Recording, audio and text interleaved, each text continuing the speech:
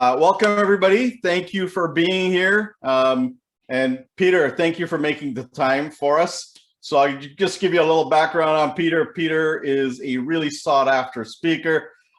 This guy has been in the business 30 years now, right? Unfortunately, almost, but not yet. Like right after York, he jumped into it. So Peter knows his stuff from a business succession point of view, estate planning, philanthropy, and he's often a leading expert in business succession planning, intergenerational wealth transfer, risk, and trust and estates. Over 800 published articles. And he's done 3 successful LexisNexis tests. That's the Ask, the Task, and the Essential IPP Handbook. So, Peter, I'm going to turn it over to Scott to introduce the team, and then we'll kick it off. Thanks, Sebastian. I didn't know I was introducing the team, but Peter, here's the team. And I really just wanted to say thank you for joining us today and for the time. I know we're gonna get a lot out of it. And Sebastian, I want to say thank you to you as well for lining everything up. You know, Sebastian's been with us now, it seems like forever, which is fantastic. And, you know, to be putting something like this together, just really great. So thank you, Peter, and thanks everybody for joining. Thank you, Scott. And one last thing I forgot to ask is he's one of the Thorn Hillers. So Peter, we'll kick it off. And I guess we'll start with this. What was the real intent of you writing this book? Well, it's something, we all have a book inside of us. And just to share it with a quick story, I got into the financial field back in 1991, but it wasn't until September. So I'm not exactly 30 years. It was the Wild West when I got into the business, and I was able to eventually start a mutual fund dealership. I know that sounds crazy for someone in their early 20s, but all you needed was $25,000 of working capital.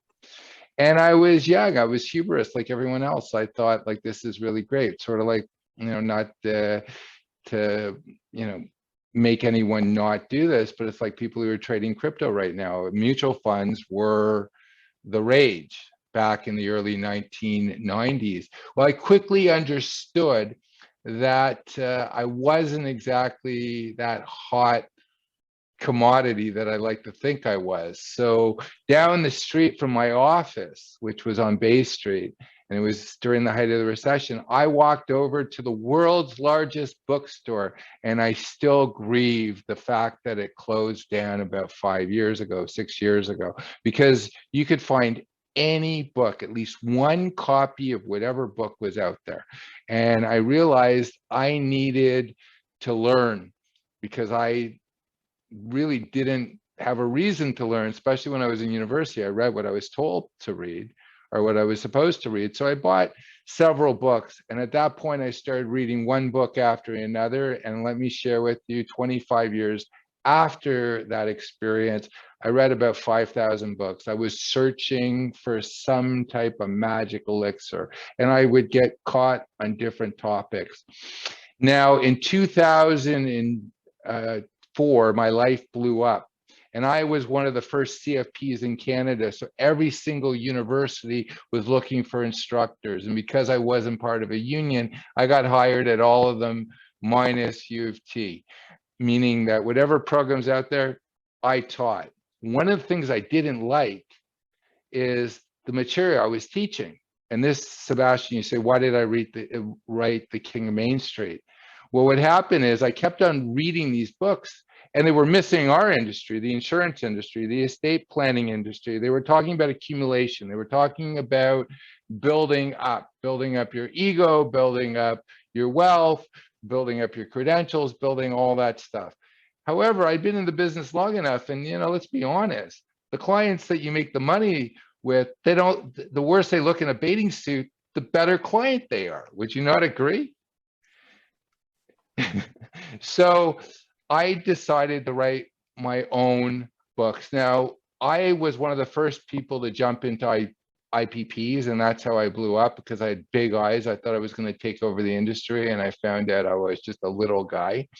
So I approached LexisNexis, who I had been writing for a number of years. For those of you who don't know who LexisNexis is, they're the largest legal publisher in the world. And I approached them and I said, I'd like to write a book on individual pension plans, because I thought that was so incredible.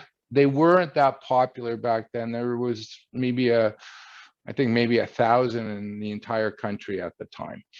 And they said yes. And I ended up bringing a lot of people into it, to write the book. And when I finished that book, a question came to me, and the question was, why would someone buy an individual pension plan?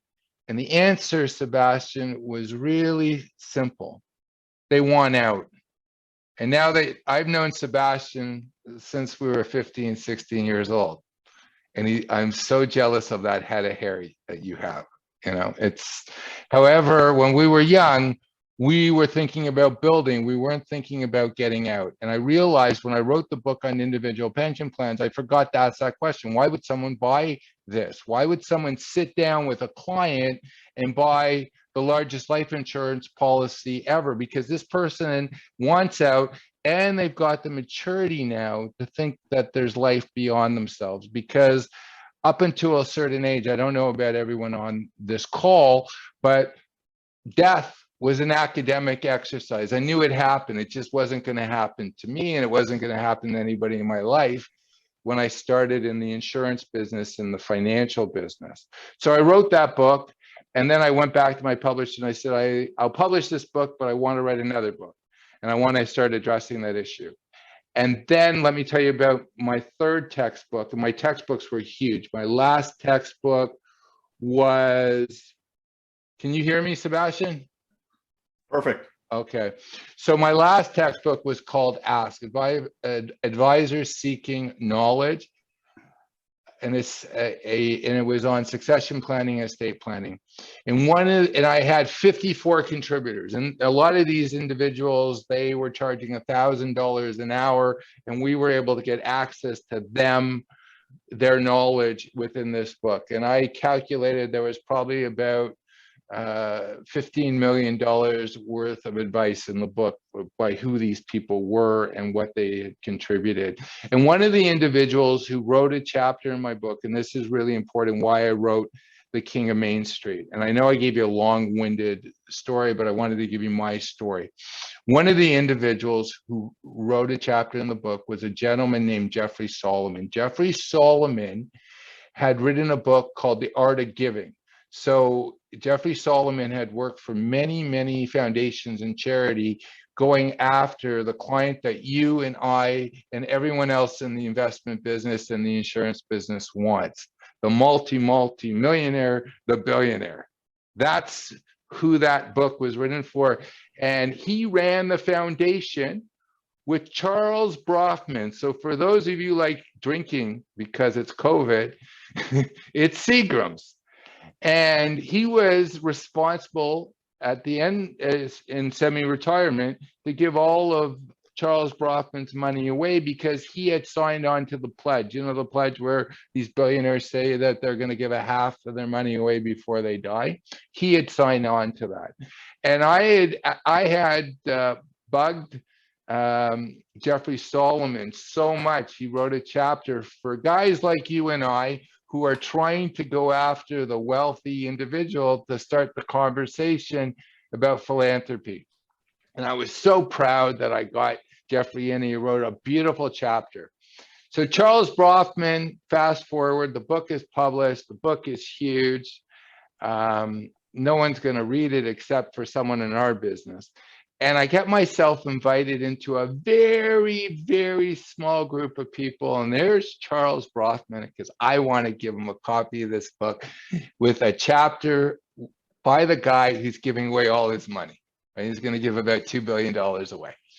And I approached Charles Brofman. I said, Mr. Brofman, I'd like to give you a copy of this book. And, he was older, and, what he said to me was, changed my life and created the King of Main Street. He said to me that I should keep the book because he wasn't going to read the book. And I sat there a little in shock, because I said, well, Jeffrey, the guy giving you money, he wrote a chapter. He also co-wrote 2 books with you. And then he said something else to me. He said, Peter, well, I don't know if he said my name, but he said he'd been paying guys like me his entire life to read books like that. Remember, it was about like 1,200 pages. So he didn't have to. And he planted a seed. I said to myself, I need to write something that this individual would read, that I could have discussions about estate planning, succession planning, passing your investments on to someone else to manage, all that stuff that we do in our career. And I said, I need to do this. And on top of that, I had this obsession. I started reading everything I could on story, the hero's journey, and I got fascinated on aging, because when I was a prof and when I was writing and by being in the field, everything was focused on youth. Nothing was talking about what was going to happen after we transition. And I'm not going to mention the company, but it's another company that you guys are aware of. They had probably one of the greatest marketing strategies ever. Remember, they had something called Freedom 55. I'm not going to swear. I'm not going to call it what it is. It's a bunch of young people talking about, hey, you hit 55 and you're able to have the life. And I got to tell everybody here that if someone is actually a mature individual, has built a successful business, built a successful life, life doesn't stop when they retire. More importantly, they don't even know how to transition it, because think about that. You've got these 30-something people on University Avenue, Bay Street, Madison Avenue, telling older people what they should desire and want to and achieve when they're older. And I started reading, I read about 200 to 300 books on aging. And I got to tell you, that was not being addressed in the literature. And I thought, if I wrote a story where I actually brought in the right characters and the person felt for it, not only could I talk about succession planning, insurance, investment, building a business and transitioning out of a business, I could also put in the arc what someone who gets older is going to appreciate. And Sebastian, I'm going to pass it back to you, because that's why I wrote The King of Main Street, to actually create the conversation. So if I gave it to a Charles Brofman, he might read it. And I want to share with you, Jeffrey Solomon made him listen to the audiobook. That's amazing. I love that. Brent, I'll pass it over to you. So great intro, Peter. Long intro. I think you killed 3 of my questions in the intro, so that's great. It's okay. You get passionate. I get it, right? But I did want to say, like, and I know that we've had a conversation, so I know I have a little bit of insights in this, but, maybe what inspired you to write this in a more fictionalized format versus a memoir? Like, what do you think you get from, what do you think the value is in writing it from that perspective versus more of a textbook style? Well, I wrote technical. I wrote, I was listening to how generous Sebastian was when he was saying about the 800 published articles and the 3 textbooks. And I've written nonfiction. And many of us who write, we put filters on ourselves. And we stick to a specific person or an event. And by doing fiction, I was able to remove the filters from myself. I was able to create composites, archetypes, and blend people together and experiences. And I was able to remove that filter where I say, I can't write that. I can't go and make a character bigger than life than that if I actually do real. But they also answer your question. I realized that I explored many aspects of myself, both good, bad, projection, what I would like to be, what I would like the next stage of my life to be.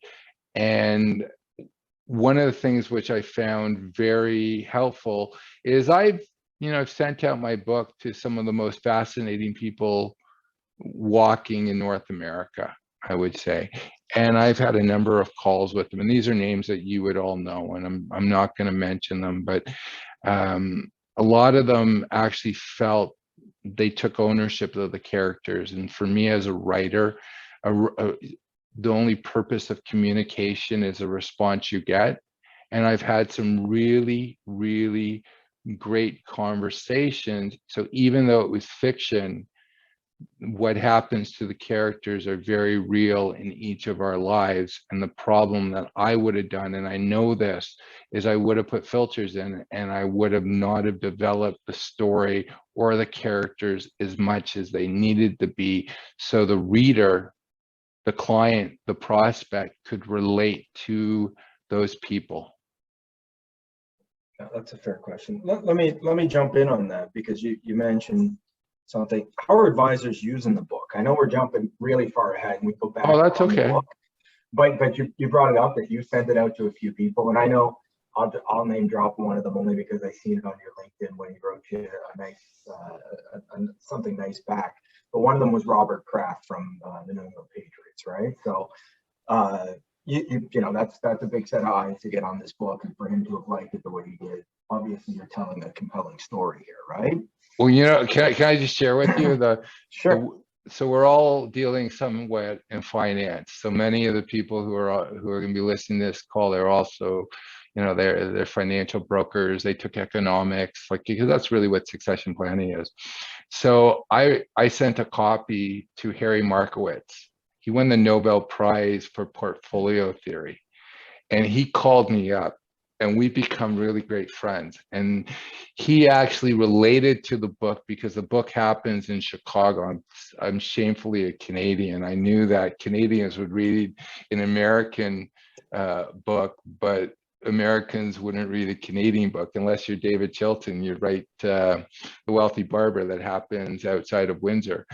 That being said, that was like a real high point for me because he related so much to the character. And it was, most of my nerdy friends on LinkedIn, my LinkedIn went crazy when I put a picture and I said, this is who I met, because he's most of the portfolios, the seg funds, the index funds, everything that we deal with, trillions and trillions of dollars in the financial and the insurance business. This individual is the equivalent of Albert Einstein in our business.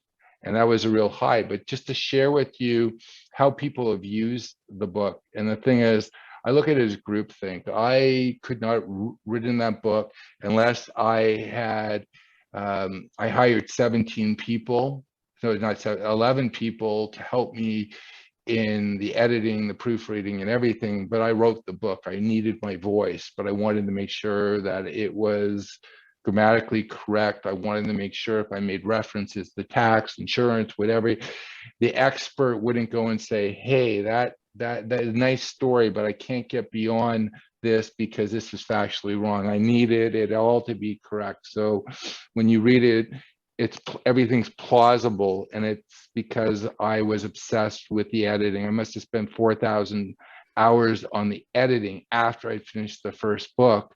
And then I published the book, or I had 3 editions of it, because I kept on getting feedback, and I would ask myself about the feedback, whether this is truth or not. So let me share with you how people have used the book because they've taken it upon themselves.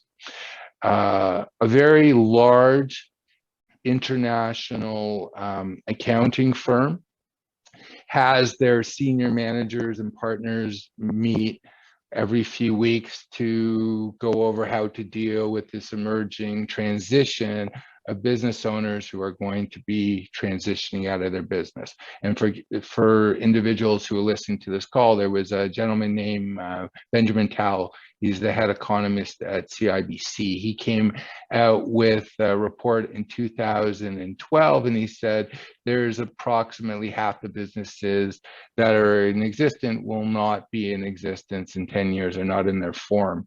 And this could impact about $3.7 trillion within the Canadian economy. Like, it's major.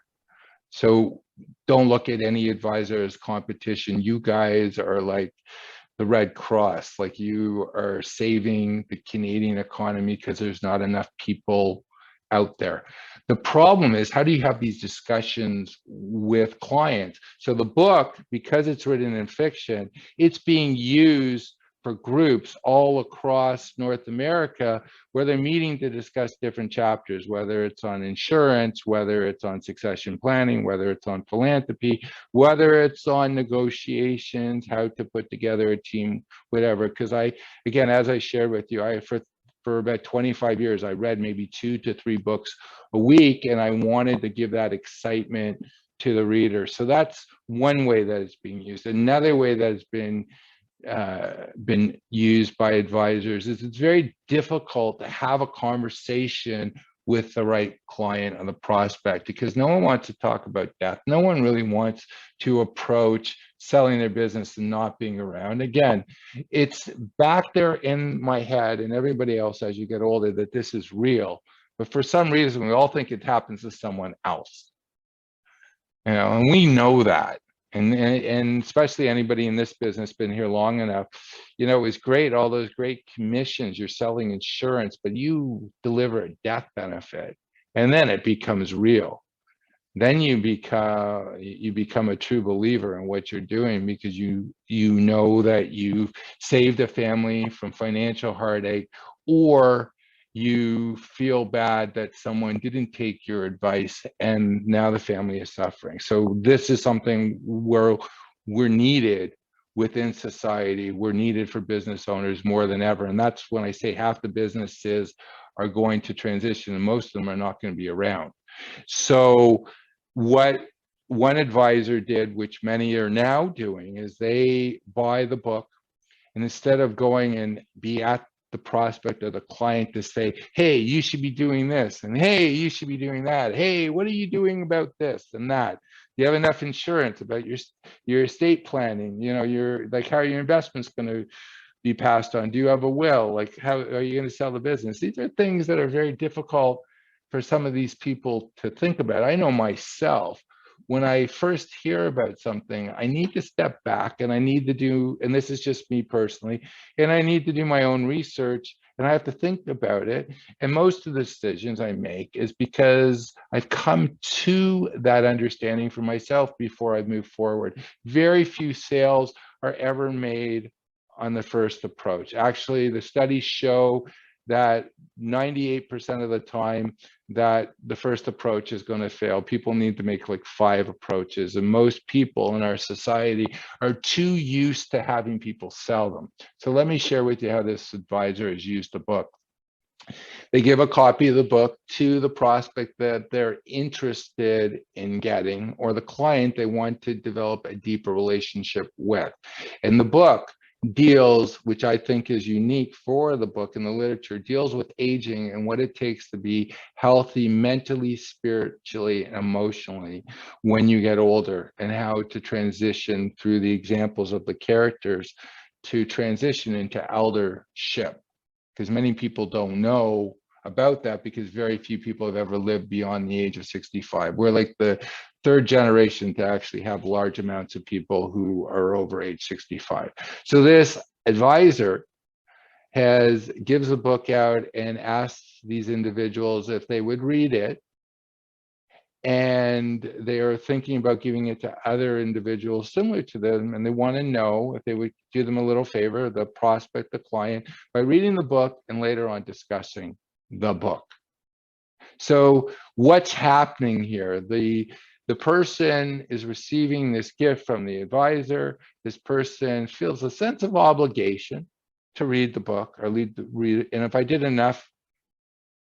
did my job as a writer, and I take pride in my writing, they're going to read the book.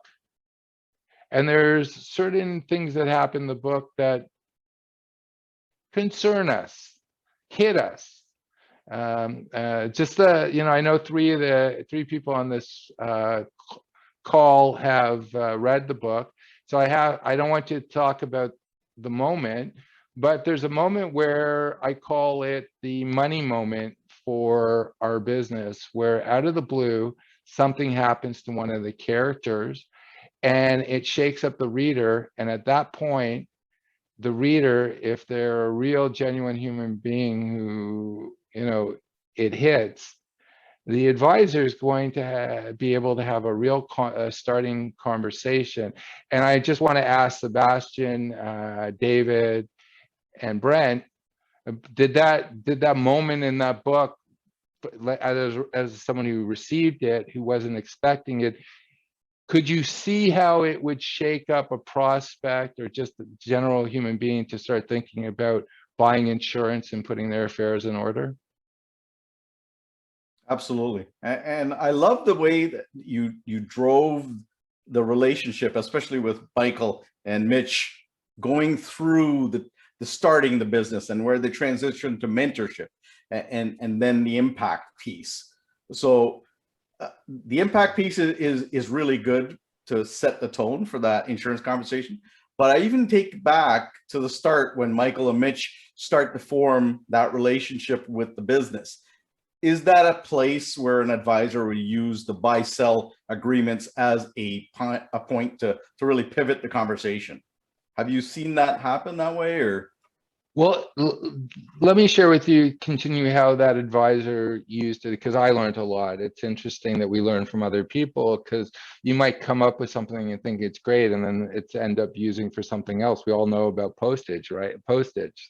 Like they didn't think that, the glue was strong enough. And what ends up happening is we all have these stickies. So getting back to this individual knows what their strengths are. They understand what questions are going to be raised or what questions they can bring. But instead of actually saying, Sebastian, what would you do if you died? Sebastian, what would you do if something happened to your business? What would you like to do in the next 15 years? So people become guarded at that point. But what this advisor does is they say, well, what if that happened? Is there any part in the book that hit you? Well, there's a moment in there which it becomes real, and it's very powerful, because I sell large insurance policies as well, but in Canada and in the States. And I put that there because I wanted to shake the individual. So I know that becomes important. Is the individual the shoemaker, where they've taken care of everything else except themselves and their family? And then getting back to the buy sell, you can bring the person to that chapter, that when that happened to the character, and ask them questions about them and their business. How did that make you feel when that happened to Mitch, and how have you dealt with it? And they might be honest, because now you're not asking them directly, where people get very defensive. And being in sales, and someone's successful, it's not, many people think it's not a nice dinner conversation to ask someone how much they make and do they have a will and what medications they're taking. But we're like financial doctors, right? We find out everything. However, a lot of people are not comfortable because they're not surrounded by people who are their equals. And that's the other thing which I think is very important, which is a message in the book. I will share with you that even though we cover off every aspect that a business owner is going to deal with, from growing a business to transitioning and aging and also dying, the cure, the thing that I found in all the financial literature that was not covered, is what's going to take someone to be emotionally, mentally, and spiritually healthy. And this person, a mature person, starts dealing with their own stuff, and it starts with their financial, and then it leads to them giving themselves to other people and to causes.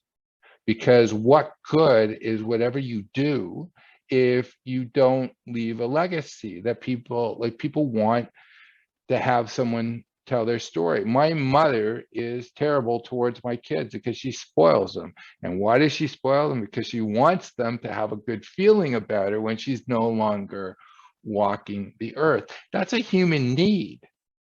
And there's such a great need that for example, younger agents and financial advisors are dying to find someone who's been bruised. Someone who's the Ben Kenobi, who doesn't want to compete with them, actually gets enjoy when they actually sell that big policy or get that big client, because they're no longer they get more satisfaction by being the coach and on the side than actually taking the bat and trying to hit it out of the park.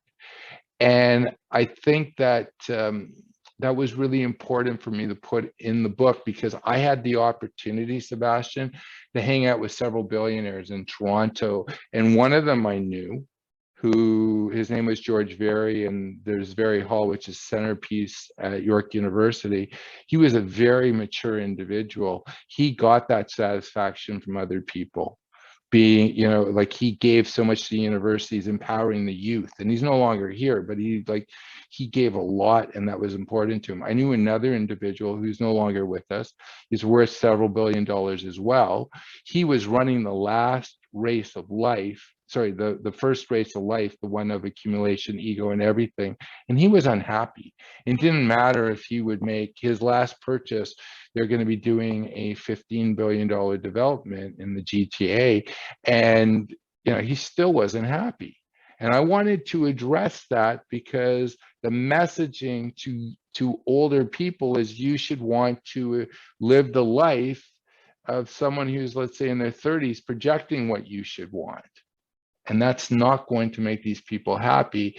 And that is what I wanted to add to the conversation. Not only about putting your affairs in order, your partnership agreements and key man insurance and all that stuff, and your investments, and making sure everything's taken care of with your wills. I wanted to also deal with what the literature, that 200 to 300 books I read on aging, has found that makes people feel whole. And what makes them feel whole is when we can't move as fast, we're now stuck going within and putting our lives into order and helping the next generation. And what we can do as advisors, I'd like to add this, is if we go to these people who are ready, are at that point that they want to start giving their resources and their time and their wisdom, if we can help them with the financial piece, being able to deal with their estate planning, help them with their succession planning, all that stuff, then we're empowering them to go and help our society, because the world was here before each of us, and it will be here after us. And it's our responsibility to make sure, this is my belief, that it's as good or even better for the next generation. And during this time, I truly believe my book is more relevant now, and it's because of all the changes that have happened in the past year that have changed the way that we operate and what we think. So I'm going to pivot a little here, and I'm going to ask this question to Brent. After having read the book, knowing like the business market, the higher end side of the business, do you see this as a viable tool that advisors could use? I know Peter shared a couple of ideas that advisors are, but from your perspective, do you see that that is actually a tool that could be sort of like a needs analysis? Because of the way that it's the message, the story carries throughout to the death of the individual. Sorry, I shouldn't have said the big piece. Sorry. Disregard that last line. I'll just, how about I say yes, and then I just don't say anything else, right? And I'll let you sit there awkward. No, like, listen, I wrote a recommendation for the book because the book is a well-written book. I think that number one, it goes through the life cycle of an individual, and it's funny. I find myself thinking more on this book, and Peter, you don't know this because we haven't talked since like a couple weeks, but somebody that I do a lot of work with, he actually bought the book on my recommendation, and we were talking this morning, and he said he started it yesterday. He's about 4 chapters in already, and so we were kind of talking about it, but it's funny, it dawned on me. I was like, with him, I was talking about really getting to know your market, right? Like really doing the research to understand your market. And it's funny, then all of a sudden this connection fires up and happens. And I said, you know, kind of like in the beginning, how Michael spent all this time with seniors and really got to know them and got to know what was important to them and got to know what wasn't happening for them. And then he formed this business around that, right? That's what you're doing with these business owners, right? Is you really have to understand them. One of the nice things about this book is it takes you on that, like, swear to God, that happened this morning. I could bring the guy on and you could ask him. It was kind of like a spur of the moment thing. But one of the things I liked about the book is it does go very much in depth. I don't think I've ever read a book where it talks about somebody scaling their business, meeting with the mergers and acquisition lawyers, and them explaining all the different ways that they could raise capital or grow organically in their business and what that meant to them. So that was really cool. But it was a really neat roller coaster ride of getting to know the humble beginnings, to seeing a business emerge, to scaling a business, to getting mentorship, to kind of, walking away and walking their own path and making some right moves and some wrong moves and having some things that just happen in life happen and facing mortality. It's a really nice emotional ride. And I think it's cool when you take into consideration that there is a couple chapters that I'm going to call them plant chapters. I know they're not plant chapters because they're just part of the big picture of things. But they are one of those things that if you can get a business owner to read this book, so if you're an advisor and you ship this to somebody, and you talk about it, it's probably stirred up some emotion with them. And we all know in sales, without emotion, we're dead, right? So we need emotion. And if we can get to that and we can open them up on those chapters that we want to have further discussion and go through further discovery with, it's just a very thoughtful way of maybe getting that aha moment from. And it's also a cool way of, if you've been an advisor for any sort of years, so like, so a friend of mine here in the city, a friend of Brian's, his name's John. John's able to he has a very specific target market, but what the cool thing is like, he showed me the progression of that business, and I didn't realize that was actually the progression of that business. I thought the business they were in was that business. And so for him, he can take somebody that's just starting out in that business, and he holds so much value because of the 40 plus years he has, because he can show them what it's like to go through that growth phase and what their mind thought's going to be. And they need to be mindful today of this, but here's where the evolution is, right? And ultimately you end up in the land business, not in the business that you're actually selling within right now. You end up buying all this land and you want to transition that. And this is what that means to you, right? Or this is what that exit strategy is to you. So it's really nice from that standpoint, is it gets you this beautiful scope of a life, an entire life cycle of business, along with all the emotions that come with it. And then it has these key chapters that if you learn to play the violin quite right, you could actually make nice music with this book, so to speak. And the other thing I'll give you props for before I turn it back to Sub is I said this to Peter, I was laughing, but I wasn't laughing. I was actually being honest. It was probably the first book I've read in a decade where there wasn't a spelling error in it. So if you find a spelling error in it, you're probably better than me. But I did not find grammatical errors or spelling errors in it. And I find, there's always some in every book. So, those are small little, obviously I'm a little too analytical and maybe wound a little too tight, but, those are just some of the things I really appreciated about the book. Nice. Well, thank you for that. And you know what also sparked my interest in this as a discovery tool is when I first joined, and Scott had just started this book club. And I thought, when I'm thinking about this, like, oh, this would be a perfect discovery tool. And then when you and I started talking, Peter, you're telling me about some of the advisors who are using this, like Mark Halpern, even on the philanthropy side. And all that's engaging in conversation. And I thought, you know what, in this COVID time, this would be like stellar. It would be such a great thing to utilize. And again, because if we look at our Monday morning meetings, that the real catalyst is when we sit there and listen to each one of us talk about a chapter that we're responsible for, right? So I think maybe it's the timing as well, right? And using that as a discovery tool. So let me pivot another way. Peter, you're not the author, but you're using the book. How would you position this and speak to it from a point of view of starting the business? So the buy, sell, the key man, and working all the way to the transition side of things. How would you envision using it with a client, an advisor?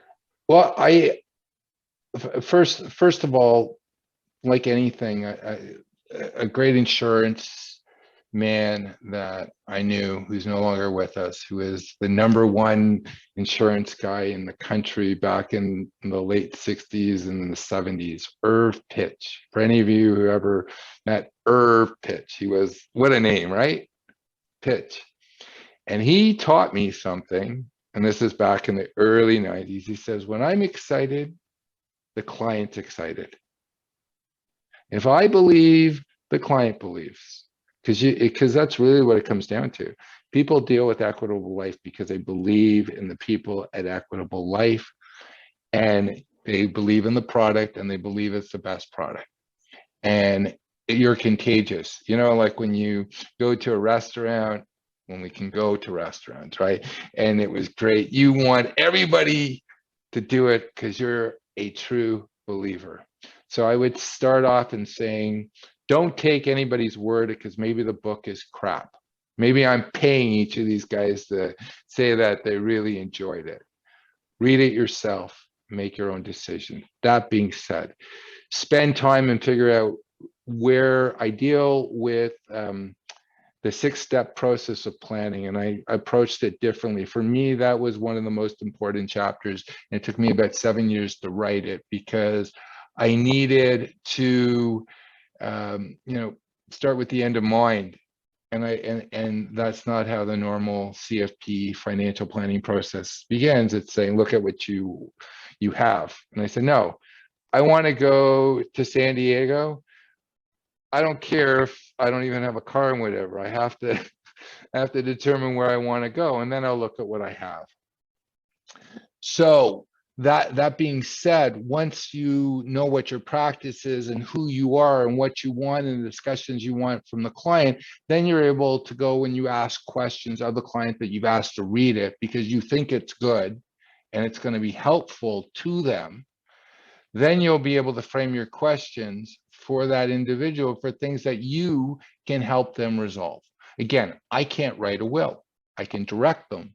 However, I can deal with their investments and I can deal with their insurance aspects, but I also have a team of people that I can direct the person towards and manage it, the process that they can solve those things. So that's what I would recommend. You read the book, you determine, you know what your practice is. So when you go and ask this person to read the book, or better yet, I found out a lot of people don't read books. So the guy who does the narration for the book is one of the new voices on the Call of Duty video game series. And, you know, I got emotional when I listened to his voice. He was really good. I'll let you guys in a little secret. I got him just before, I apologize, my battery is getting a little worse. I got him before he got that gig because I would never have been able to afford him if he had. That being said, I think that this book is a great conversation tool, but in sales, like anything in life, you got to know why you're going in and what you want to accomplish. So you're going to give them the book, and then you're going to hope that the person turns to you and say, hey, you know, I need $10 million worth of insurance because I got to pay my tax bill, and I got to make sure that there's a charity gets a certain amount. That is not going to happen. You need to know what questions to ask. You know how you felt while you read the book and what questions can come to the individual. Because if I did it right, the book is no longer mine. Those characters are no longer mine. They're yours. And I just want to share something about the book where I got, like, Brent, I want to thank you for noticing how painstaking I had gone because it was obsessive. I spent like $50,000 on the editing, but every time there was a change, I read it and I made changes. And if my voice was changed, I was upset because I'm a writer. But I was obsessed that this book would not just be good today, it would be good 50 years from now, it'd be relevant. And that was important to me because it was a legacy project for me before I turned 50 years old. I wanted to write something that would help the older person understand where they wanted to leave and do.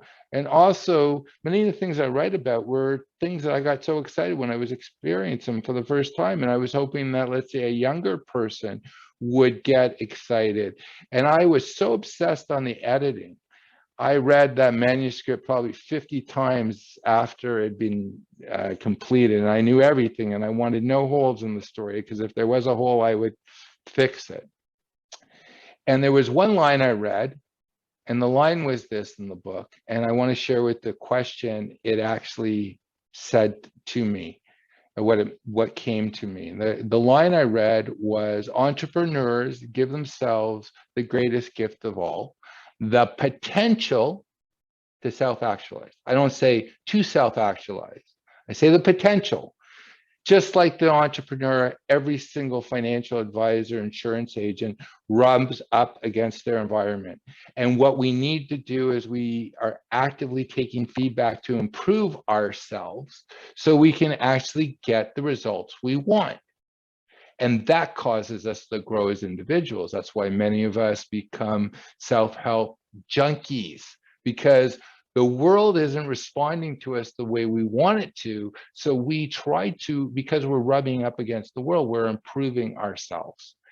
And I realized, I asked myself a question. I thought I was writing it for the older guy. I thought I was writing it for the younger guy. I thought I was writing it for my kids.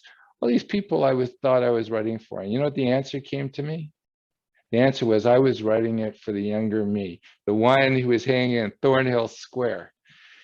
He didn't know nothing about nothing. And I wanted to be, it was a letter to myself. So the answer to Brent's question about why did I write fiction? I don't think I would have wrote a letter to myself, but I found that if I touched something inside myself, because it was important for me, I would touch you and I would touch other people, and I could write a book on some of the people that I've spoken to. The guys who started Starbucks, I became friends with them because of the book. Robert Kraft, I became friends with him. Harry Markowitz, I became friends with him. Michael Gerber, who wrote the email. All these people, because truth is truth, and that's what we sell people. We're selling them something that allows them to go and experience the rest of their life on their terms. And that happens to be planning, of succession planning, and an estate planning. So they know when they're not here, people are going to look at them that they were responsible. They know that they were responsible. And that empowers them to do something even greater. And that is to help the next generation contribute, because we are a product of everyone who's come before us. And before this call, I was looking at Equitable Life Canada, and I'm thinking it's 100 years old. So everyone is here because of someone's foresight in 1920. These people don't get to see, the tree that has blossomed from the acorn. And what we get to do, and you mentioned my good friend, Mark Halpern, we're able to help individuals because of our skill set to transcend death. Because doctors, everyone loses the battle, but we can help them create a legacy for themselves. And by creating a legacy for themselves after they're here, they are enhancing, more importantly, their lives while they inhabit this earth. And you want to be part of it. And I look at the book, if you are the one who have those conversations with them, it's not a sales tool. You will grow as an individual by having those conversations. And one of the things I've discovered is My greatest teachers have been older business individuals who I've worked with, who saw something in me because I was just a kid who knew nothing, but academically I thought I knew a lot. But they were willing to spend time with me, and they were willing to be my Ben Kenobi, where they would give me the lightsaber, meaning they would give me $1 million premium. And they might be worth, let's say, 30, $50 million.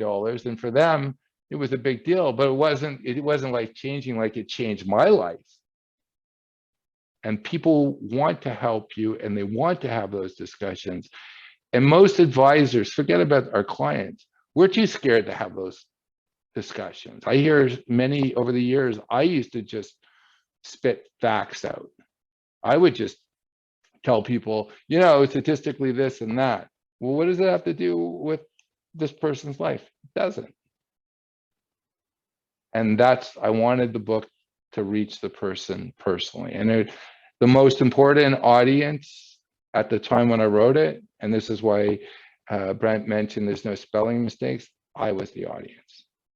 I needed it to be at the highest level possible, that this would transcend me, hopefully.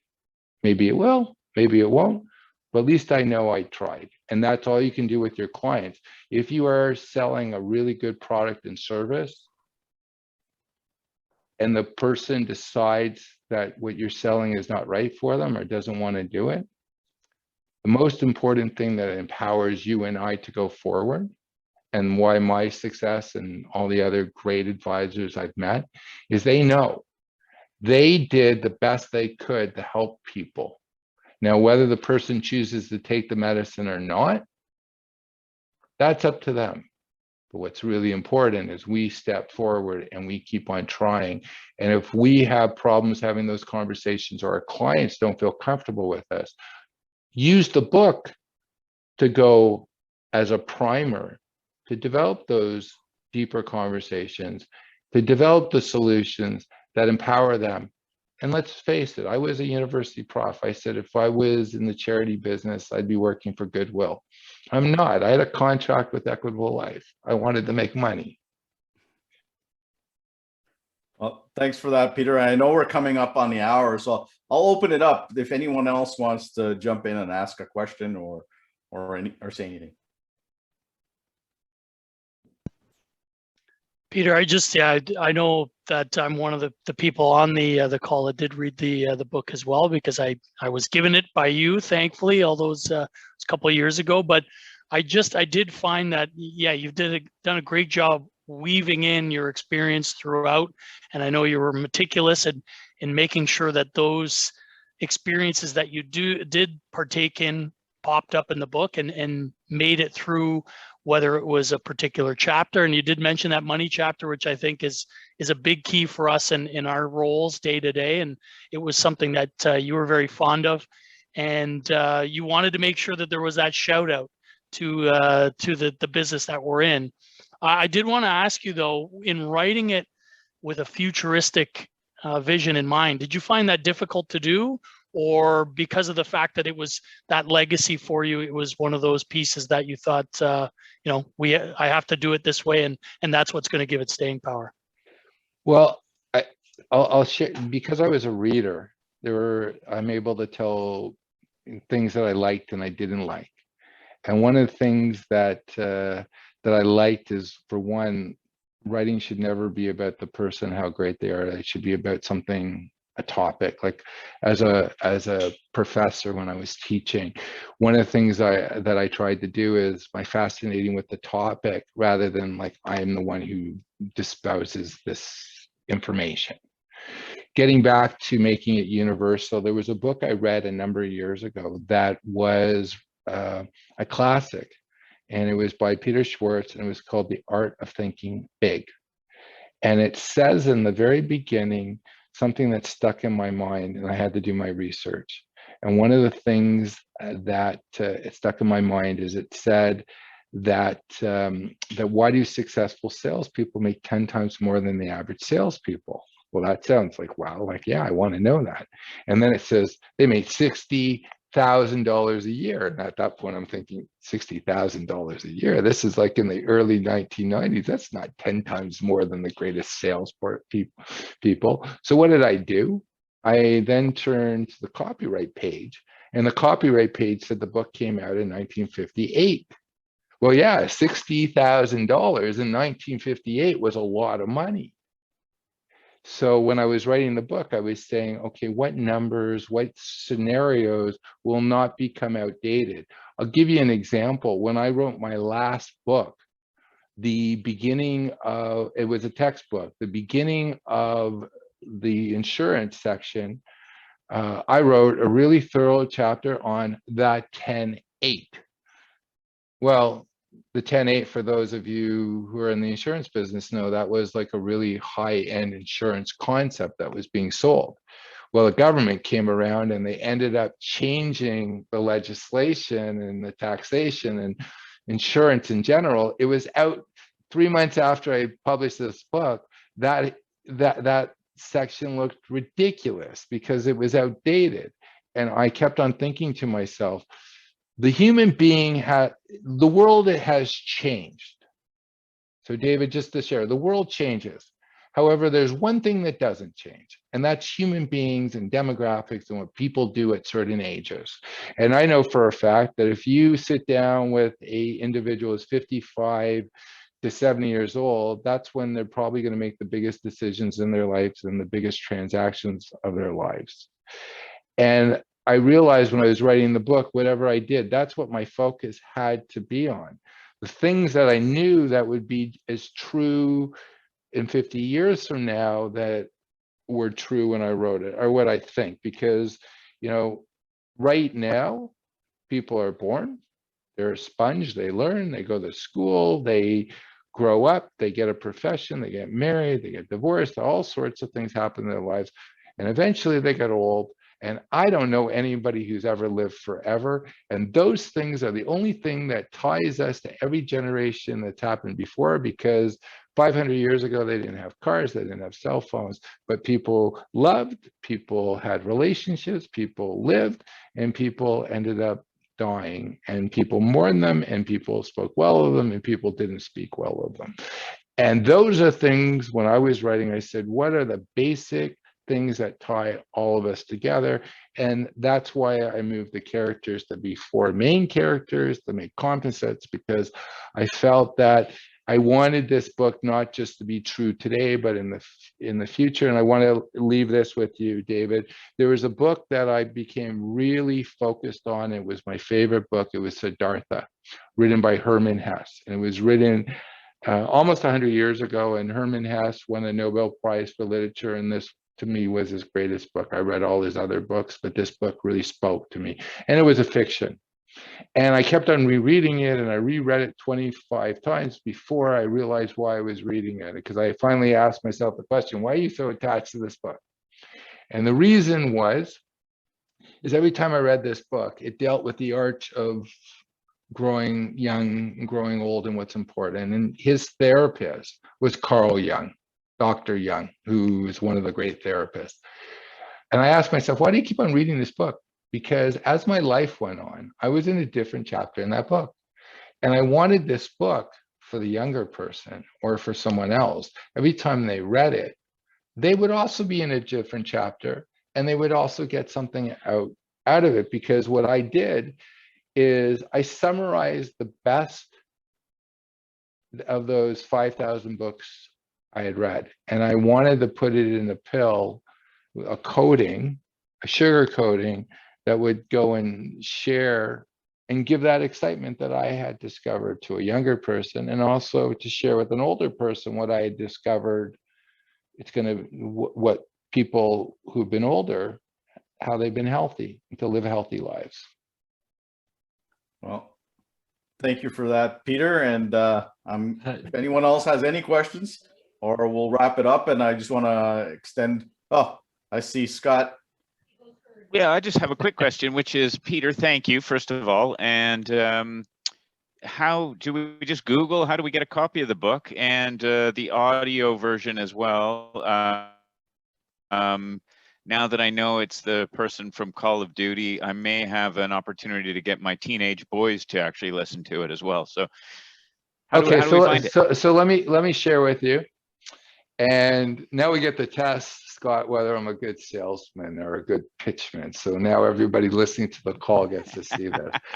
So I have it on Amazon. I'm gonna Isn't that the assumed sale? I basically. Well, it is but I'm gonna upsell you because that's right. They came for a term. Now I'm gonna sell you. Gonna sell you critical illness, disability, life, and some seg funds, right, to go with it. So the book is on Amazon.com. The newest edition, I want people to know because there's a little confusion. It's the one with the U.S. flag, and I did that because I played with the cover a lot, and I just thought it made the sky look nicer. That's the new. So you can get it, and I priced it on Amazon that it's the same price as the US book. Now that was a really good deal until recently because it was priced at $19.95 Canadian and it's $19.95 US. And when our dollar was 69 cents, that was a really good deal because I'm patriotic, even though I live in San Diego. Now here comes my upsell. For insurance companies and banks and large organizations that are want to use this book, because I remember when I was younger and I got my first mutual fund, Canada Trust gave me a copy of David Chilton's book. So for orders over 1,000, we'll personalize it for a company where we'll put the logo in the building. When you see the building, you'll see where in the corner. And there's also a page where the CEO, the president, can write in it, and it can be given out as a gift to advisors and also for advisors to give out to clients. Because for me, it's not about the money. For me, the legacy is, well, I'll leave this with you. You know, in the beginning of the book, I'm going to share something. I talked about Medville, who wrote Moby Dick. And the story is no one knows about it, but he happens to be the Van Gogh of writing. He only sold, while he was alive, 557 copies of a 3,000 run. So it was like a failure of a book, and he never wrote again, and he wrote it in 1851, and he died in 1891. Now, D.H. Lawrence, who was the greatest writer of the beginning of the 20th century, he wrote a book on the great American novels that had ever been written. And in 1923, he said the greatest book that had ever been written in America was Moby Dick. Now, Medville, who wrote the book, had written in 1851, so this wasn't published until 72 years later, and he died in 1891, so it was already like 22 years after he had died.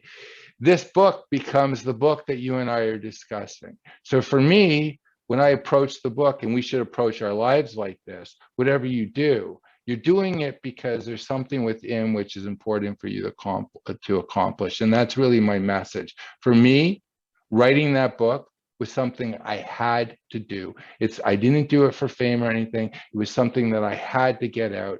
And I knew I needed to do it at the stage I was. And the one thing that I'm very proud of is after COVID, everything that I wrote about is still relevant. And it's actually more relevant now than it was before, because it talks about an idealized world.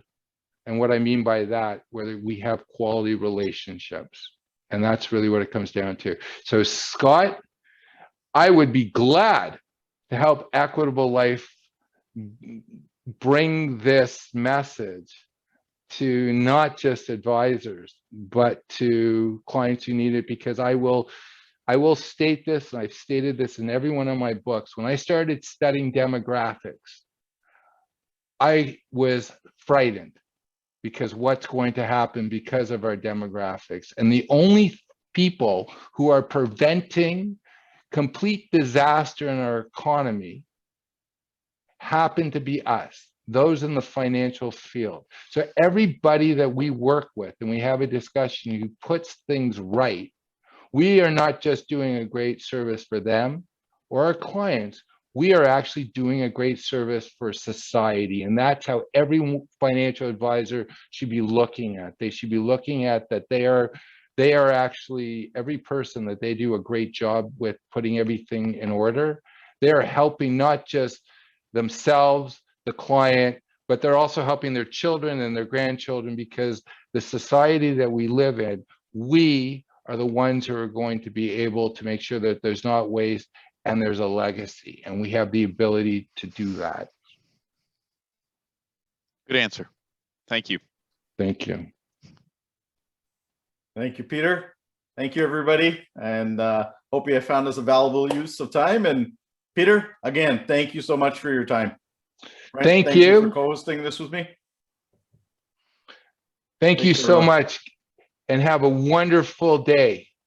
You too.